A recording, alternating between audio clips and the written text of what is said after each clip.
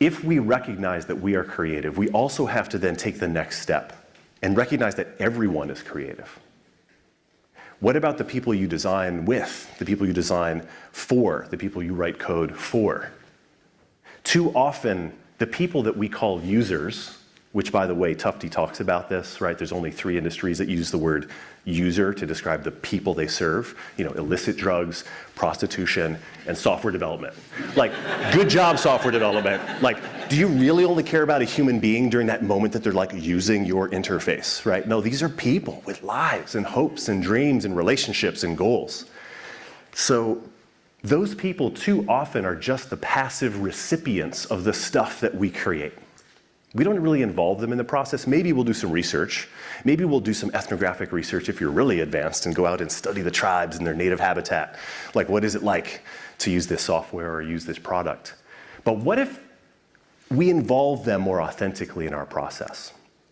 So this is, I'm going to talk a little bit about my thoughts on compassion, and then I'm going to share a couple of case studies with you about experiments on how we can practice design in this compassionate way. So first of all, imagine a continuum. In the middle is apathy. Apathy is defined as, I don't really have feelings towards you. Not positive, not negative. It's kind of a negative thing, actually, but I put it in the middle because on this side, there's antipathy, which is defined as intense dislike for someone. And there's a whole bunch of other stuff out here. Hatred, right? Stereotypes, all kinds of things. We don't, let's just focus on the other side, because it's a little bit of a happier place. So moving forward from apathy, if we think about how we connect with people, there's sympathy. And sympathy is defined by feeling sad for the misfortunes of others. Jeremy, you're sick. I'm so sorry. I hope you get better. Whew, I'm not sick.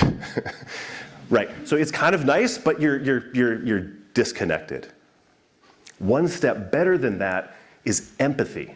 Empathy is defined as being able to feel and share the emotions of others. Philip, I'm so sorry. You're sick. I've been there, man. I was sick last week. Oh, it's so horrible. Tell me how you're doing, bro. Right? There's a little bit more of this, connection. But then one step further is what we call compassion, which is defined as all of that good stuff before, but having an additional component of an urgent desire to help make your life better. I'm so sorry you're sick, Philip. I've been there. Can I cook you some soup? Can I clean your house? What do you need? Right? And so to me, I took a Mid-Journey Discord server representation of compassion.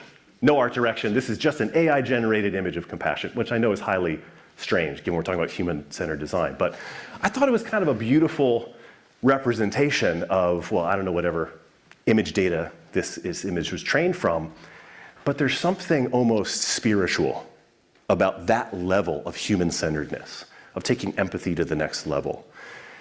And to me, this is really the spirit of what we do, beyond the business goals, beyond the coolness of just being in a cool profession and working with tech.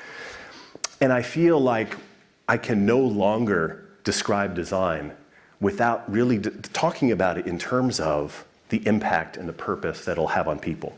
And this, we'll have conversations later about society, about inclusion, about thinking about the accessibility, the broader implications of designing and developing for people, not just users.